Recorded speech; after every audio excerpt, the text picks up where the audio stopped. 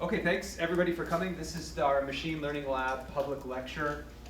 Every semester we're having a lecture that is intended for more of a general audience on some topic of machine learning, given by a machine learning luminary. Today I am privileged to introduce Al Bovik, who is a professor in electrical and computer engineering and is director of the, I want to get it right, the Laboratory for Image and Video Engineering.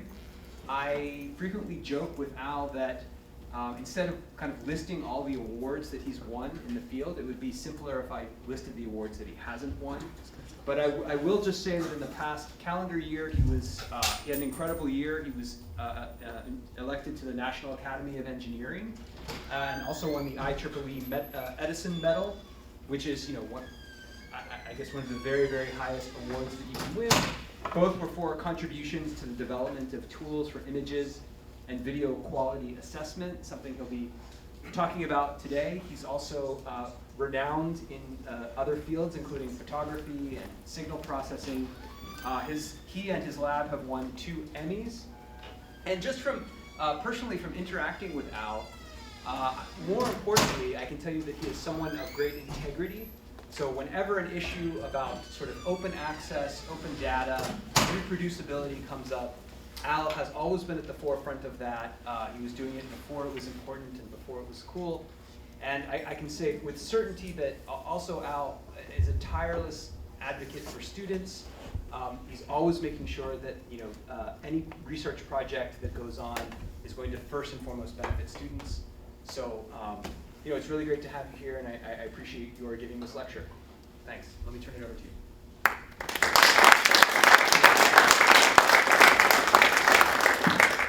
Thanks, Adam. That was very kind.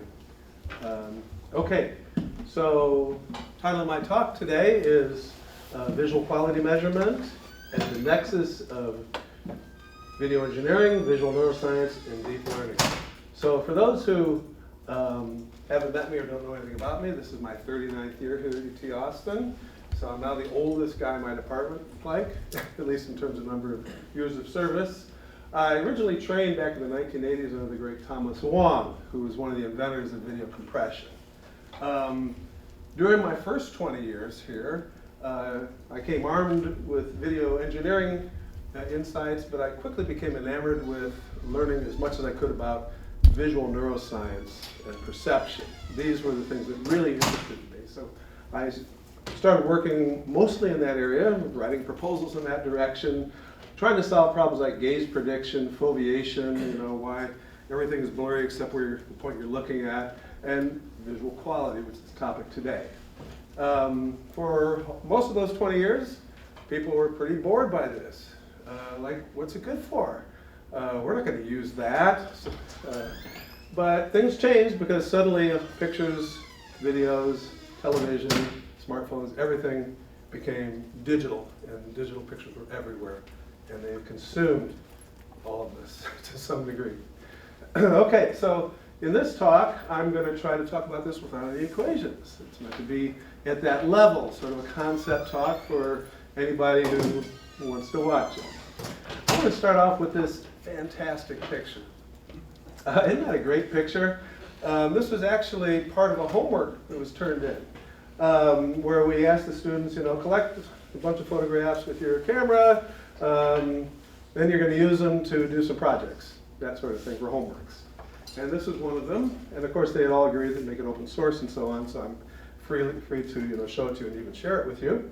It's part of databases that we use.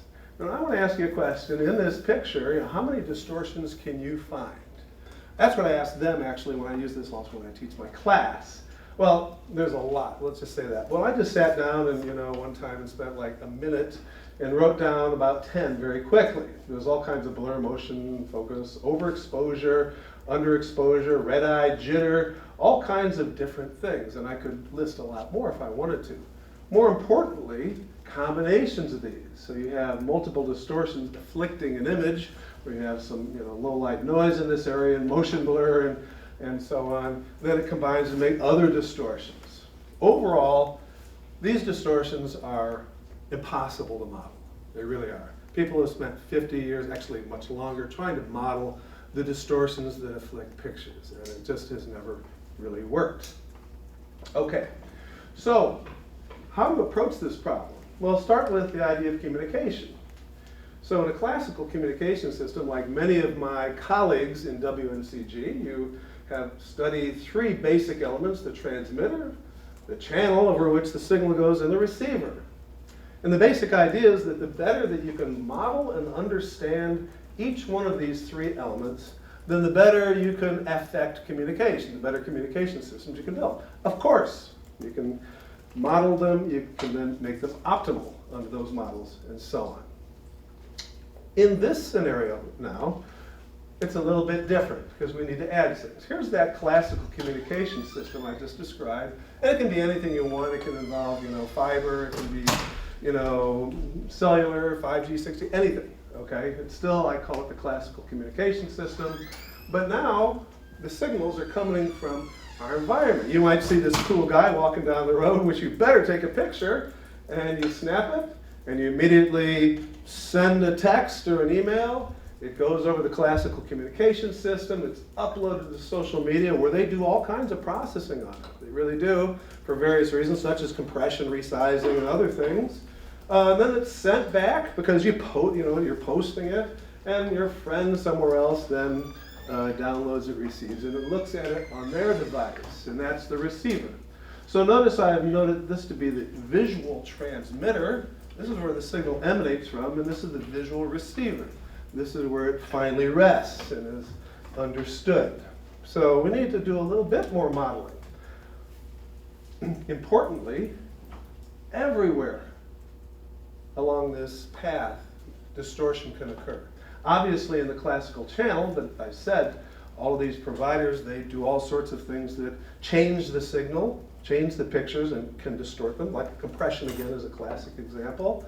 Your phone, when you capture a picture, it does all kinds of processing that changes it when it's displayed and so on. Even in the environment, there may be turbulence, some sort of issue, distance and so on with the capturing the signal. And your visual apparatus is also very noisy and imperfect. Distortion everywhere along the way. So let's build a little model that captures all this, right? Wrong. Can't do it. It's impossible. Or is it? We'll find out. Okay, so just a little bit more. I mean, here I want to reinforce the idea that the visual transmitter are the photons emanating from the world. Okay, photons emanating from the world and being captured by cameras and so on, whether they are pictures or whether they be videos.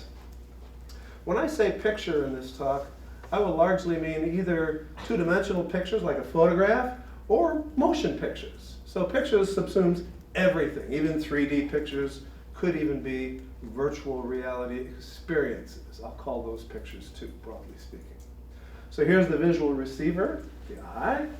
Behind the eye is the retina. The retina, most of us think it's just where you capture pictures. Actually, it's an image processing apparatus. It does intensive processing of the signals received by the photoreceptors. Back here you can see depicted cone cell photoreceptors.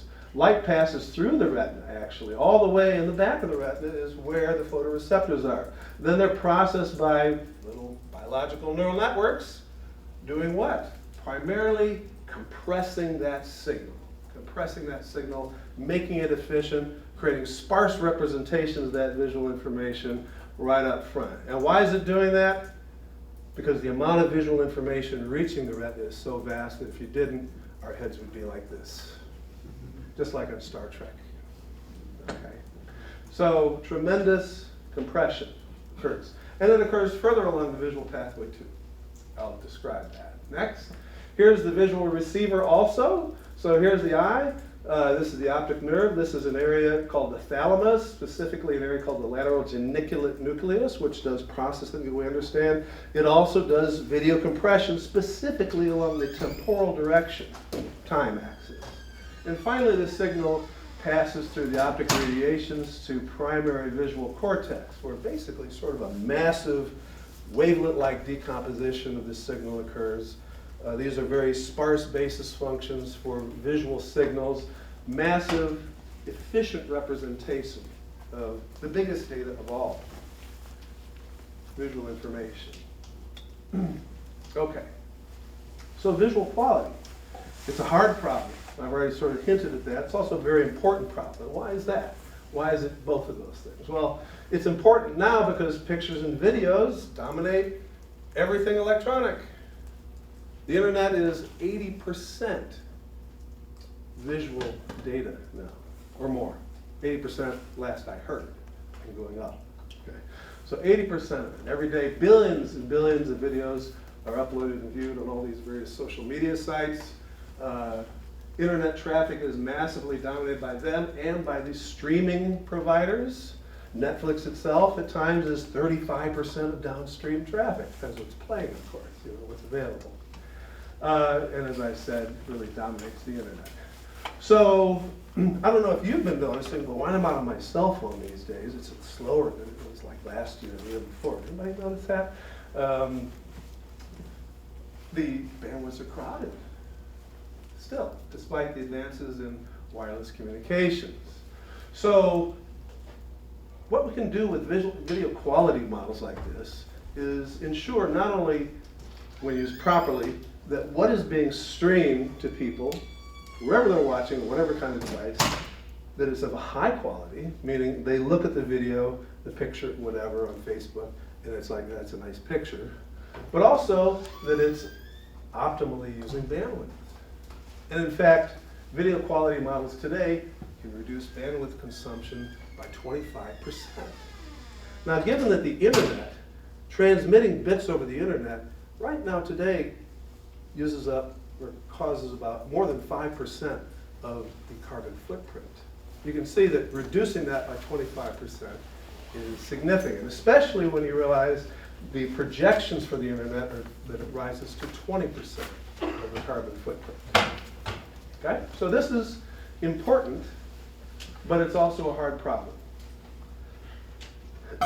Now, as an outcome of the kind of science that I had been doing, we happened upon the video quality problem, which hadn't really been addressed much. Pretty much everybody in the world used one measurement of quality. It's called mean squared error, or its reciprocal, PSNR, you may have heard.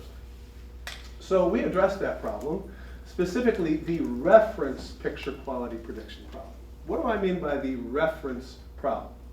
What it means is you're trying to create algorithms which can accept as input an image which may or may not be distorted, okay? But also the image before it was distorted. So it accepts both inputs, uses perceptual models of how we actually see as part of the algorithm, processes them to create quality predictions. Those quality predictions should match what an average human would report the quality to be, which means we need gold standards of human judgments of quality, databases of them, and I'll talk about that a little bit later.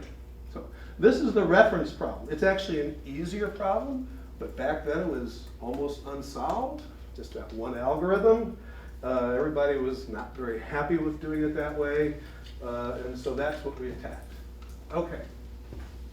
So we studied this, and we used our knowledge of retina, other parts of the visual pathway, and we discovered new models of visual distortion perception.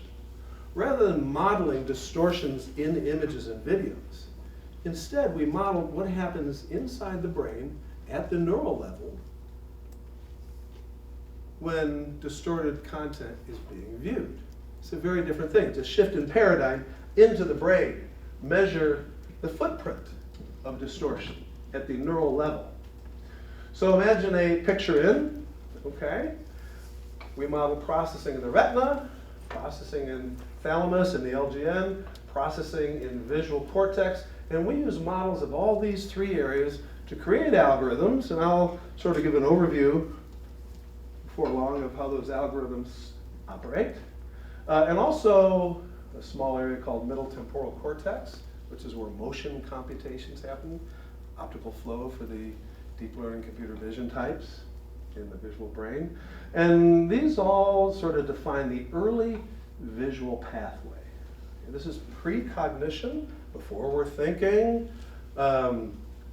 It all happens sort of semi-instantly, in a small number of milliseconds, this kind of processing. And it's at this level we found that distortions are perceived. When you see a picture, you see it's distorted very quickly. You don't have to think about it. Is that blurry? You know, that kind of. You very quickly have a perception of that.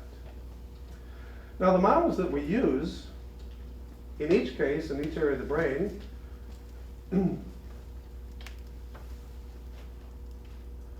reveal that there is information extracted that is used by the brain to do things like navigate, drive, recognize faces, and that sort of thing. But there was also a residual signal that was extracted through that processing, whether it be at the retina, or in the midbrain, or in primary cortex.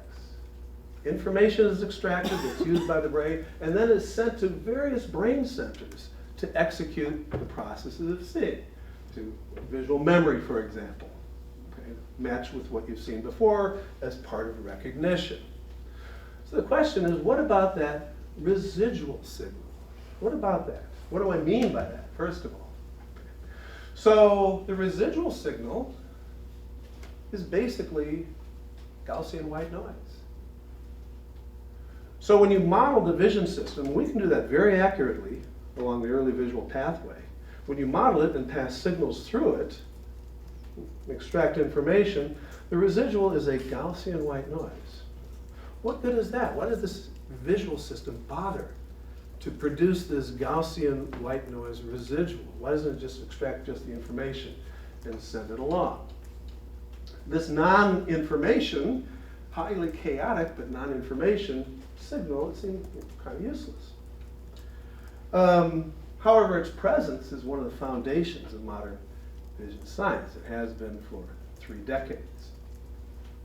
What we discovered is that if we instead present pictures or videos, pictorial information that has distortions in it, then that residual signal is modified, and it's modified in predictable ways. It becomes non-Gaussian, it becomes non-white. So instead, while it was maximally chaotic and seemingly useless before, now it becomes something that has structure and correlation in it. And that simple observation, which I'm not stating quantitatively here, is what underlies all of the most successful reference picture quality measurement tools that are used throughout the industry. Okay? So you can think of it this way. Here's a before image, here's an after. You pass it through a perceptual model. It could be a model of retina or cortex or both combined. You compute the residual signal, throw away the information, the good stuff that's used for seeing, okay, just keep the residual. Compute statistics on it, and here I've just drawn this sort of Gaussian. In the case where there's distortion, it becomes, as I said, highly non-Gaussian. So bell-shaped curve, something very different. You might recognize this as very peaky, sort of generalized Gaussian shape type distribution. And then make statistical comparisons, maybe features that you compute or some statistical distance that you measure, or machine learning. All of these things we've done and use that for quality prediction. Yeah? Oops. A quick question. Is there a way to actually get this residual signal for humans? Like, is there a way that we were observing this in the visual cortex? This is a wonderful question, okay? So the way most of our knowledge about how human vision see is not done by inserting wires into the brain and recording electrophysiological measurements in that way, okay? Fortunately, however, or unfortunately, for whoever's involved, there are other animals over which the years there have been many such recordings made of the responses of neurons, of course, in ganglion. The first models there won the Nobel Prize in medicine back in the 60s, actually, in visual cortex, another Nobel Prize for needle sticking in poor cats and monkeys. And so that's where the the very defined models of visual function in those areas come from. And because cats and monkeys have vision systems very much like ours. Okay, so outcomes here, and I'm not going to describe these algorithms because I'm going to move on to a harder problem. But the algorithms created using this basic framework, some of them you might have heard of. If you're working in deep learning, you've probably heard of SIM because it's a good loss function for machine learning. Movie index, visual information fidelity, and VMAF. This is what Netflix uses to stream all of its videos. And they control pretty much most internet traffic today because internet traffic is compressed. When you compress a picture or a video, there's a before and there's an after. So if you order a Netflix movie, okay, 20 versions of it with different amounts of compression and types of compression are applied, each one of which has perceptually optimized parameters using this quality model.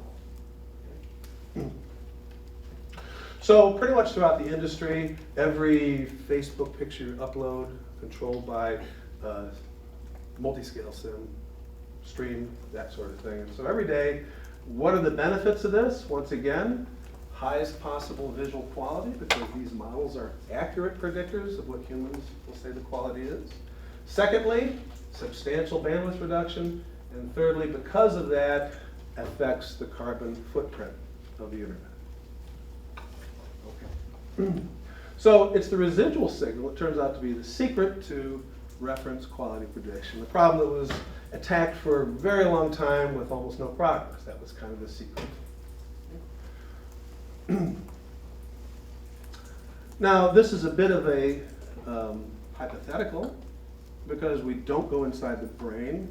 Our tools for probing the brain, like fMRI, are far too coarse to say exactly what's happening at the neural level. But we can hypothesize based on very rich evidence otherwise that the brain is measuring and using these residual signals to understand, control distortions in the brain. And there's a lot of distortions, as I mentioned, in the eye. There's optical aberrations. There's just the process of focusing, which introduces distortion if you're not focusing in the right place. And so the residual signal is probably implicated in all that. Okay, but everything I've described so far is not the bigger problem. The bigger problem is no reference quality prediction. So what is that? This describes it succinctly. A distorted picture, some algorithm that predicts its quality using human visual models, but with no reference. So you don't have all that rich information about what it ought to look like, perceptually or otherwise. So it's a much harder problem, no progress at all since the earliest days of pictures. This guy took the first picture. You should go see it over at the first picture place over there. I forget the name of it. Ransom Center. Muybridge, the first video, and Edison, who made the first movie camera. Actually, his assistant did. He took credit. Okay, so we created the first successful blind predictor, and I'll give an overview of that in a little while. But first of all, what do we mean by quality? Let's explore that a little bit. Since now we don't have the reference, we have to be a little more philosophical about it. So, are these good quality pictures? Okay, you might have seen this one before, depending on your age. When I was young, this was like you saw it all the time. And this one, well, you don't know what it is yet. But it is the only picture of Bigfoot. There's Mr. Bigfoot in video. He'll look at us. Thank you, Mr. Bigfoot. Okay? 1967. Of course, those are, you look at them and you say, well, it's noisy, blurry, all kinds of different things wrong with them. But they're golden because they're the one picture of each one of these mythical creatures. Right? It's the sole evidence we have. They're wonderful. They're priceless in that regard. So this is another example here. If I ask you which picture has better quality, so as you consider this, I want you to focus on, no, I'm just kidding. You want me to change this slide as quickly as possible. But you get the point. This one actually has a better technical quality. This one is blurrier. You have to admit that while you still look away, look away. So it's a little bit complicated also by content. We have to find ways to not be affected by aesthetics like this when trying to measure technical quality. And as I said, here's some more distortions. I just wanted to give you a list of the many that can occur. And I could keep going on with several more slides with other types of distortions that arise through processing, through capture, through transmission, and so on. Okay, so really many of these can occur in a single image. Infinite variations of many of these, okay, and different levels of distortion and so on. So modeling it by writing an equation, I'm saying I apply this to the picture and that models the distortion, forget it, okay? So here's the first blind quality model that worked.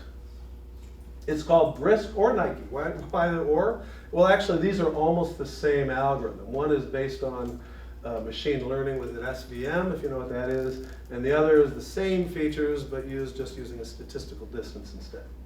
Okay? I'll tell you why I mentioned them both in a while. It uses a residual model just of the retina.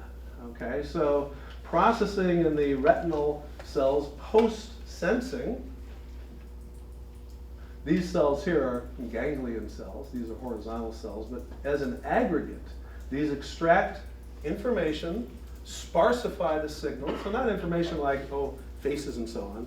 Instead, very information-rich basis primitives, atoms of information that can be assembled later to produce visual percepts, as well as that residual signal. So that residual signal, once again, is basically Gaussian white noise. I mentioned that, but I didn't explain why. And the reason why is I don't know. But I'm not the only one. It's been studied for decades now. And nobody really knows yet, or can prove that residual signal should be Gaussian. It's not really a property of the visual system. It is a property of visual information in the world that the vision system has optimally adapted to. So I can take an algorithm and process pictures of the world and also get a residual signal, this Gaussian white noise, if I use the same model as the brain has learned to use. So why is that? So, like I said, we don't know, we may never know. It's really a law of nature. It's a law of statistical physics, of visual data, visual information. It strikes and is accepted by the visual system. Here's the simple retina model, just as a diagram. I said no equations. So the basic idea is we have sensory neurons that pass information, just light, luminance, color, that sort of thing, to retinal neurons. These we model basically as band pass, and I'm not going to try to explain band pass right now, but you can think of it as pretty smooth, but not too smooth. Then the output of each neuron is divided by the sum of the responses of neighboring neurons, okay? Who have typically similar responses, because they're neighboring after all, same part of the picture. And we call that a normalized bandpass neural response. This output, if you have a good quality picture, is Gaussian, to a good approximation. Oh, we won't pass the most stringent of Gaussian tests, but to a good approximation, after all, this is a model of biological glop, it is Gaussian.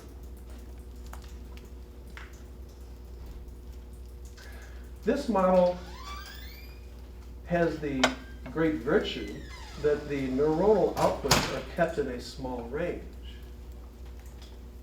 It's kind of like in a normalization layer in a deep net or in a residual network. Keep things compacted, remove redundancies and keep them in a narrow range. Everything works better. It's a process of adaptive gain control. It also explains a powerful perceptual model. phenomenon called masking effect. The masking effect, which is basically, in this context, hiding of distortions in busy parts of pictures. Here's a good example. This is a picture that has been JPEG compressed. You can see distortion all over these smooth areas of the picture. Looks like, you know, something wrong with the skin. But everywhere else, the same distortion exists in equal amounts, and you can't see it. It is not visible, even though it's there. It is a type of visual illusion. You can say, well, I don't see it, it's not there. But like other visual illusions, you're wrong. That's very important for quality prediction. Because if the whole picture doesn't show the distortion, well, it's better quality then, right? Even if you've distorted it a lot. If you don't see the distortion, if it doesn't affect the quality. Okay? So our basic way of doing no reference quality prediction is given a distorted picture, pass it through our model, compute these residual statistics, and see where they fall in some space of description of Gaussianity and lack of correlation. Some sphere and some higher dimensional space where you throw these features.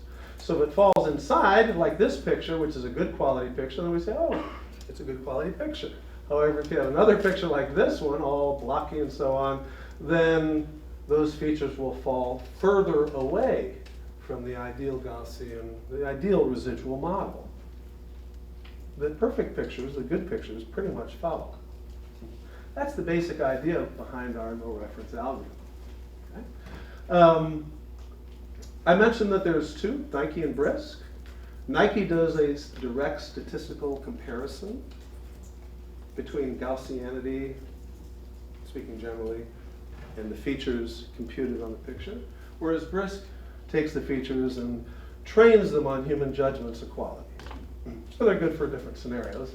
They're both used very widely in the industry for things like controlling camera functions, monitoring videos, and Netflix buys so many videos every year they need to have some, you know, way of deciding what to buy and what not to buy, and so on. And I have a little demo here. I'm just going to run it on a couple, just so I can say, yeah, you saw that these algorithms actually do predict visual quality.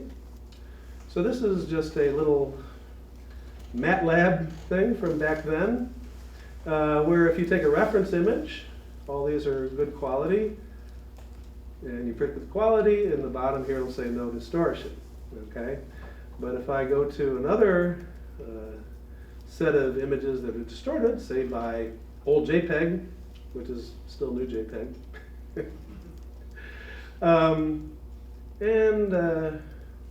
well, I'll just pick one out, hope it is visibly distorted. That one, not so much, no apparent distortion. Oh, here we go. It correctly reports distorted by JPEG, and the quality is 27. 100 is terrible, 20 is very good, 0 would be like perfect. So, you know, it correctly reported that this one doesn't have much visual distortion. Let's see, maybe let's pick a noisy one. Oh God, look at that one. Is that a good picture? Predict quality. No, it says it's white noise and the quality is 102. Worse than awful. One last one. Blur. Here, there's one you can see the blur. I'm just picking it so you can make it out. Blur, quality is 88, which is very poor. You can download this from our website. It does very well on pictures that are distorted by not too many distortions. What happens if you run it on something generated by DALL-E or, Very good question. So, I mean, it depends on what DALL-E is generated and how realistic it looks and whether, you know, so since it comes down to these models of the residual signal, we don't really understand yet, although it's a great research topic, what the residual signals of DALL-E-like pictures look like. So, don't really know. But what we have found with other kinds of graphical images, that the more realistic that they get, like CGI with, you know, Thor and Thanos fighting and so on, then those statistics become very much like those of real pictures. Depends on what it's generating, I think. Okay, so, oh, by the way, we were told by the bigs in Silicon Valley, not good enough. It's good on these single distortions you're showing us, like I just showed you here, but not on the kind of content that they have, where there's, have you ever looked at YouTube videos? They can have anything happening to them, all kinds of distortions, low light, highlight, every kind of blur and crud and jittering around and all that. And so they need models that can deal with their stuff on social media. So that means time for big data, because we did try to increasingly make our models of, let's just say, the residual signal increasingly sophisticated. We created models with hundreds and even thousands of features and so on. And we did better and better and better. But we realized the writing was on the wall, and they dragged us with feet like this, and so we had to go the big data route and machine learning. I'm just kidding a little bit. We embrace it. This means user-generated content. Complex, diverse, often combined distortions, like the first picture I showed you. So we were asked to up our game, and so we worked with Facebook, now known as Meta Platforms, or the Metaverse place, whatever, to create models that could handle those kind of videos. But to do that, we had to have data. There wasn't any big data on distorted, user-generated content pictures anywhere. We had to create that. And so we did that with Meta. And we created the live Facebook large-scale social video quality database. And it's interesting I think that, I just want to make a comment. I love these new architectures that are constantly appearing, the latest self-attention networks, transformers, the latest, what's it, diffusion models today and all that. It's wonderful. However, it's really about the data, I think. Because every one of these you're creating is a box. It's an optimization engine. No matter what nice features it has, that's what it is. And it can be used for different tasks, but you need the data for that task. Oh, I know self-supervision and so on, but usually there's an auxiliary task or something that goes on too, right? Anyway, so we created a large database. What is it?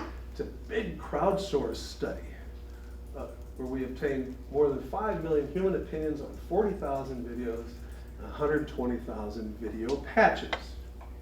Now, if you're a computer vision person, you say, bah, humbug, 15 million in ImageNet.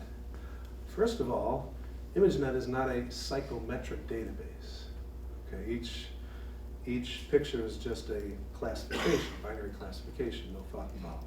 Okay, so 1/2 second on average to classify each picture by human crowdsourcing. Whether it's pictures or videos, you need 15 or 20 seconds to make these behavioral judgments of the content. So this is a science database.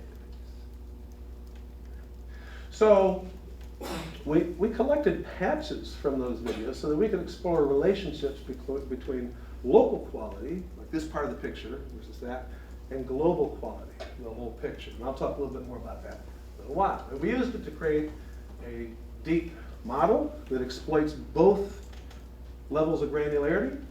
And for the first time, this model can create space-time maps of visual quality. All right.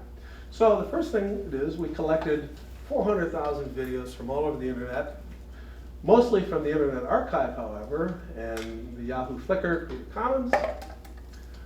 But we didn't want it to be biased, and we didn't want it to be, well, we didn't want it to be reflective of those. We wanted it to be biased towards the social media use case. So we measured all sorts of characteristics. I think there was 9 total features in these categories of color, brightness, contrast, facial count, activity in space and time. And we had our colleagues at Facebook compute all these features on a very large number of private, unprocessed, uploaded videos that they had. So we collected all those features from them. And then we sampled from our 400,000, 40,000 by a statistical sampling process that matched the internal Facebook videos. So they would become social video-like videos. This shows us we had many different sizes of videos that we sampled, different durations. We didn't allow very long ones because we're showing them to humans ultimately. This shows examples of frames from those videos, so sometimes it's terrible quality, other times it's pretty good quality, and so on. To extract the patches, to achieve locality, we extracted patches both in space, meaning we just cropped it spatially, in time, meaning we just shortened the video to a shorter clip, and in both at the same time. So same shape, however, cropped to 40% linearly along each with minimal overlap between. So here's again the idea of why we're doing it, local versus global quality. You can see areas of this picture that are locally distorted that contribute heavily, however, to the global percept of quality. This shows the process of sampling. So this is a spatial, we just crop the picture. Here we shorten it. This is the time dimension this way. This is both, and so on. And we conducted then a huge crowdsourced study on the internet. 5.5 million judgments. I think I already mentioned all this. Okay. Each participant in each session viewed 90 videos. They could participate in multiple sessions, but they had to do it on other days. I don't know if you've ever done a study on Amazon Turk, but if you're doing a video study, it's 10 times harder because people all over the world are watching videos you've provided, and they needed to watch it uninterrupted. So it has to be a perfect download, complete download to their device, which they can then watch without any jerkiness or, freezes or rebuffering events, that sort of thing. So we would actually have to check their network, any kind of stall occurrences, the use of any plugins. And if they had too much going on, we would not let them play. Halfway through to the test, we would do the same thing. If they weren't using the slider, this is how they record scores. If they just let it be, then we know they're not trying. If they just want to move a little bit, okay, then we say goodbye. Okay. And we had to be, we even had to include repeated videos to see that they were consistent, and golden videos from another study where we knew what the scores should be, because dealing with cheaters is the biggest problem. People make money on Amazon Turk, and they try the game at some of them, and they get really good at it. They write scripts, they write programs to play it for them, okay? And so we have to detect all those things, and we've gotten really, really good at it. Okay?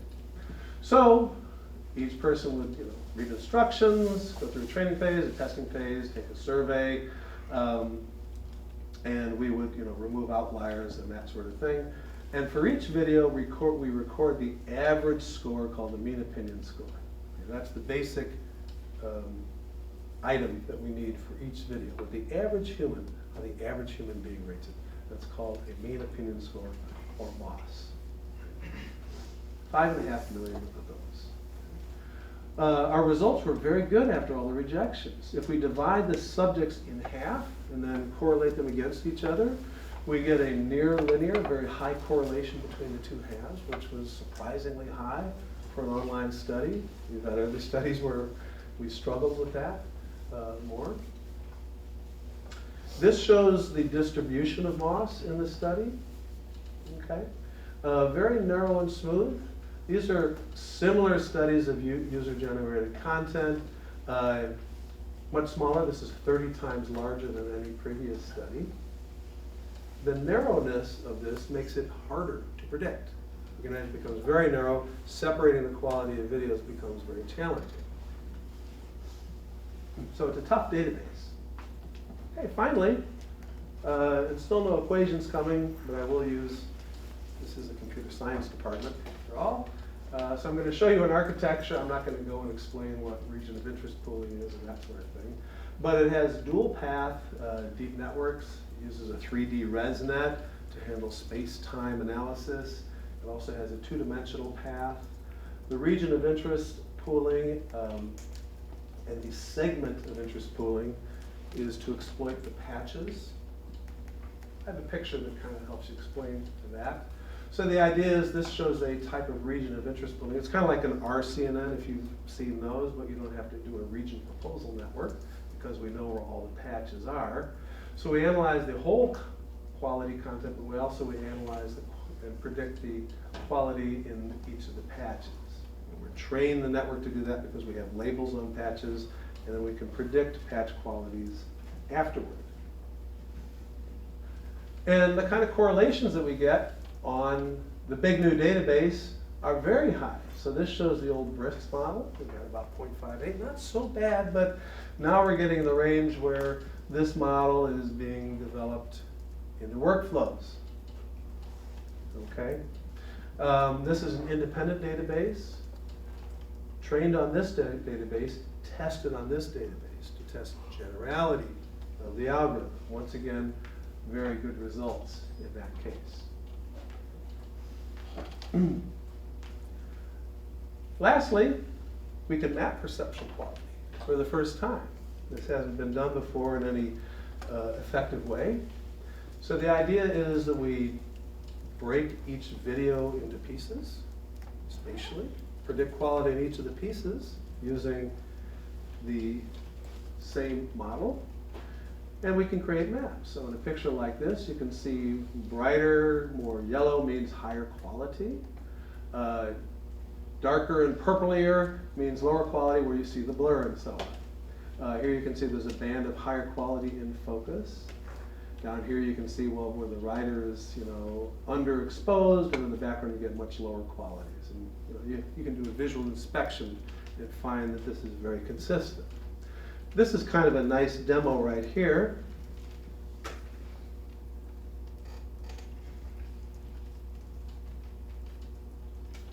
So the focusing plane changes in this demonstration.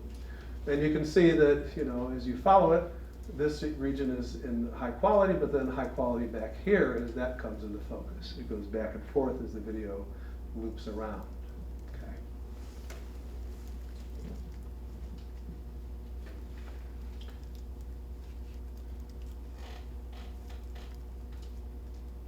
There's another one. This time it's the background that's very high quality. There's not motion or focus change in this picture.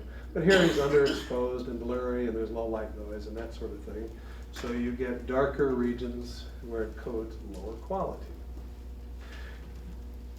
These kind of attributes can be used in the workflow of social media companies in various ways. It tells them, it can inform them how to process the video from that point forward, not only in compressing it, but in analyzing it or resizing it or trying to even improve the videos or to remove distortions. This shows a by segment. It's harder to visualize this, but if you look, when the sun comes into view, it sort of oversaturates, and so we get these darker patches that are happening.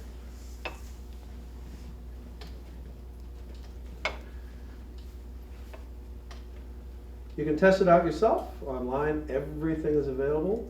Database, 100% free, entirely available. You just ask, you can download it, read the paper, download the algorithm.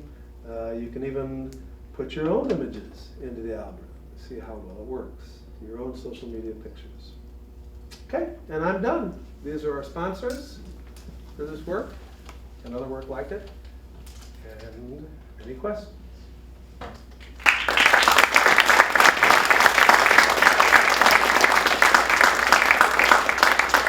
I know there was a lot in there.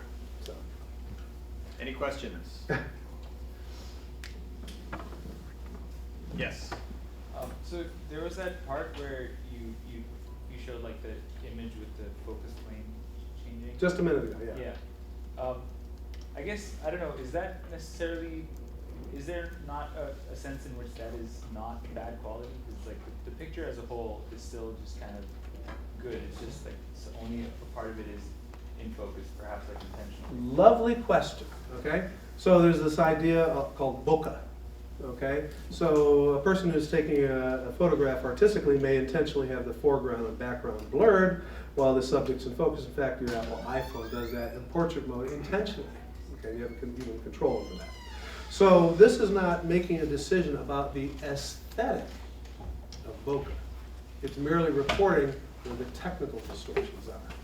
So then if you're interested in the aesthetic, you can use that as an input to understand that. So they are different. So aesthetics, technical quality, different things. Fantastic question.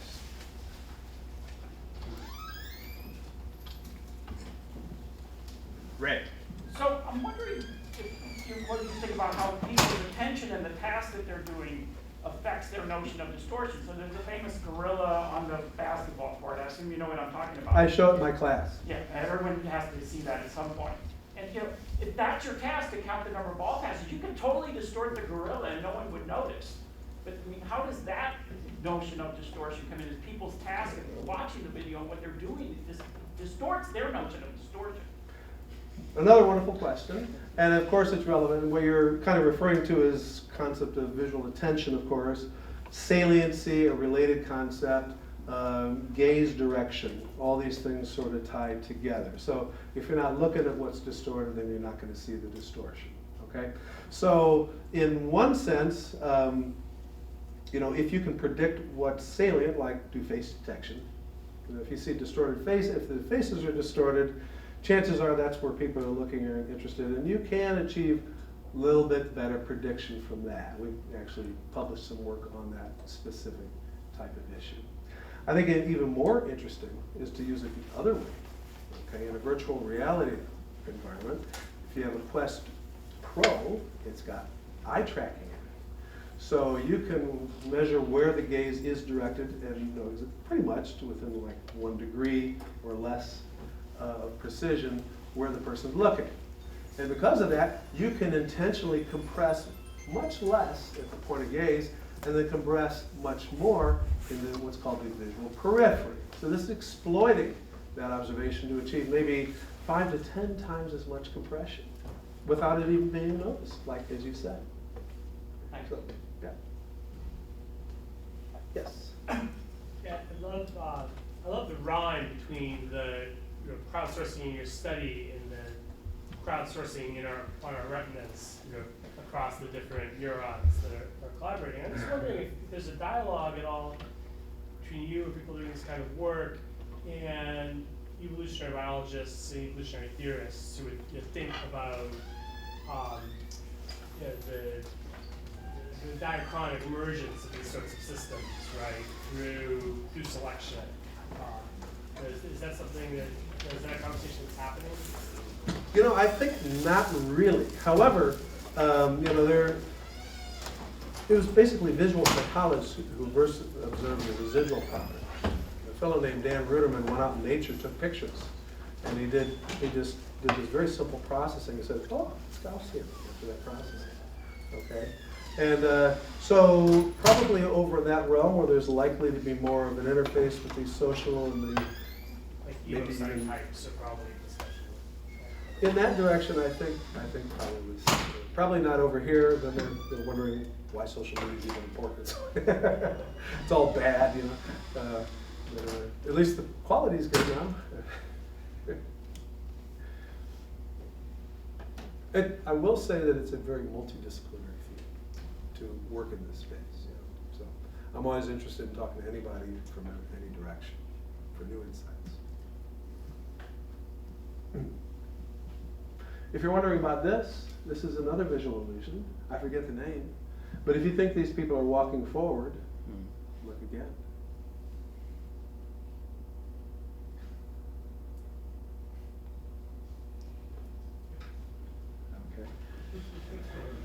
Okay.